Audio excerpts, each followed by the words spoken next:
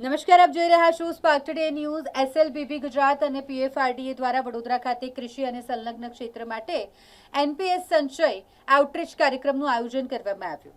આ કાર્યક્રમનો મુખ્ય હેતુ કૃષિ અને સંલગ્ન પ્રવૃત્તિઓ સાથે જોડાયેલા અસંગઠિત ક્ષેત્રના લોકો માટે એનપીએસ સંચયને એક યોગ્ય પેન્શન અને સામાજિક સુરક્ષા યોજનાઓ તરીકે પ્રોત્સાહિત કરવાનો હતો। કાર્યક્રમ દરમિયાન સબસ્ક્રાઇબર નોંધણીને પ્રોત્સાહન આપવાની સાથે બેંકો, સરકારી સંસ્થાઓ તથા અન્ય હિતધારકો વચ્ચે સંસ્થાગત સમન્વય દ્વારા નાણાકીય સમાવેશને વધુ મજબૂત બનાવવાના મુદ્દાઓ પર પણ ભાર મૂકવામાં આવ્યો।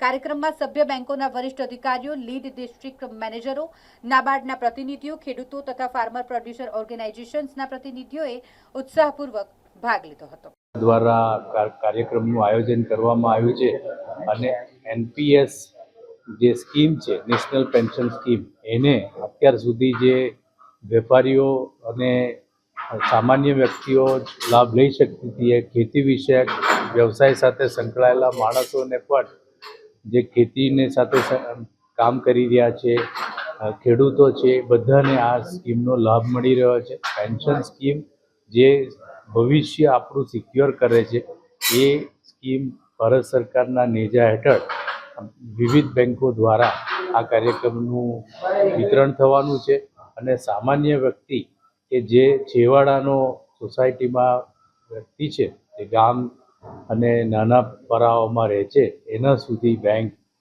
આ પ્રોડક્ટ લઈને આવી છે, જેથી કરીને એમનું ફ્યુચર, ભવિષ્ય સિક્યોર થઈ જાય।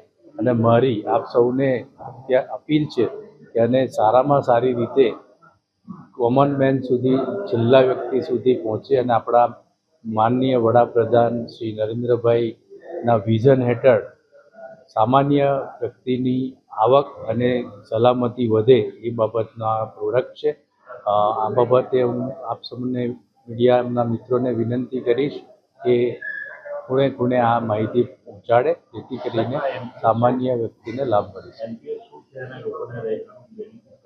સો નેશનલ પેન્શન સ્કીમ જે દરેક વ્યક્તિઓને રિટાયરમેન્ટ પછી જે મિનિમમ સેફટી અને એમનું જીવન નિર્વાહ ચાલે એ પેન્શન સંગઠિત ક્ષેત્રોમાં મળતું આવ્યું છે, પણ જે બિન સંગઠિત ક્ષેત્ર છે એમાં આ લાભ મળતો નહોતો।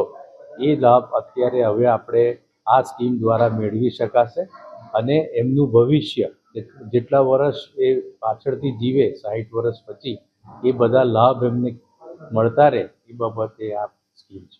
પ્રીમિયમ કેટલું હોય છે સાહેબ આનું ખાસ? એ સ્કીમ પ્રમાણે જેને જેટલી એમાઉન્ટ નાખશે એના 8થી 10% જેટલું વ્યાજ મળશે અને 1000ના ગુણાંકમાં એ કરી શકશે વર્ષે, જેથી કરીને એ રકમના કમ્પાઉન્ડિંગ અને ક્યુમ્યુલેટિવ વ્યાજથી સારી એવી રકમ સામાન્ય વ્યક્તિને મળી શકશે। મારું નામ મેહુલ દવે છે। હું bank of Baroda city regional deputy general manager. नमस्कार, मैं मनोज तिवारी, डीजीएम पीएफआरडीए, और मैं आज बताना चाहता हूं कि यहाँ पे वडोदरा में ये जो प्रोग्राम हो रहा है, ये एनपीएस संचय, जो नेशनल पेंशन सिस्टम का एक प्रोडक्ट है, एनपीएस संचय, जिसमें कोई भी भारतीय नागरिक 18 साल से 85 साल की उम्र का ये अकाउंट खोल सकता है। किसी भी बैंक के पास जाके, सीएससी के वीएलई के पास जाके 250 रुपये से अकाउंट खोलेगा, एक बार 250 रुपये लगेगा। उसके बाद कम से कम 10 रुपया, मतलब वो चाहे तो कुछ कितना भी अमाउंट जमा करे, मिनिमम 10 रुपये का कंट्रीब्यूशन होगा। यहाँ पे पूरी आज़ादी है कि मान लीजिए किसी ने 250 रुपये से अकाउंट खोल लिया और 1 साल तक 1 रुपया भी नहीं दे पाया, तो कोई दिक्कत नहीं, कोई ईएमआई जैसा बंधन नहीं है, फ्री है। लेकिन जैसा हम जानते हैं कि थोड़ा थोड़ा पैसा बचाना है। अगर सब्सक्राइबर जो है, जिन्होंने अकाउंट खोला है, 500 रुपये, 1000 रुपये हर महीने बचाते रहेंगे, तो जब वो 60 साल के होंगे तो उनके पास एक अच्छा खासा धनराशि एकत्रित हो जाएगी, जिसके कारण क्या होगा कि जब तक वो जीवित रहेंगे उन्हें वो पैसा मिलता रहेगा। उनकी मृत्यु के बाद उनके जो हस्बैंड या वाइफ होंगे, वही पेंशन अमाउंट लाइफ टाइम मिलता रहेगा, और जो पैसा एकत्रित हुआ था वो उनके बच्चों को वापस कर दिया जाएगा। और इससे जुड़ना बहुत ही आसान है। जितने भी बैंक हैं, आज हमारा एसएलबीसी बैंक का बड़ौदा है गुजरात में, उनके सहयोग से ये कार्य हो रहा है। लेकिन पीएफआरडीए पूरे भारत में 120 ऐसे प्रोग्राम करने वाला है, और हमारी वैन यात्रा भी चलने वाली है, जो 15 दिन के लिए एक पर्टिकुलर स्टेट में जाएगी, 15 डिस्ट्रिक्ट को कवर करेगी, और उसमें सारी एक्टिविटीज़ चलने वाली है। तो सभी से रिक्वेस्ट है कि आप एनपीएस संचय का जो प्रोडक्ट है, ये आपके लिए आया है। देखिए, जो पेंशन है, क्या केवल सरकारी लोगों के लिए होना चाहिए? नहीं, भारत सरकार की मंशा ये है कि हमारा जो भारतीय समाज ये पेंशन सोसाइटी होनी चाहिए, हर जन जन तक अपनी खुद की पेंशन की व्यवस्था हो। मनोज तिवारी।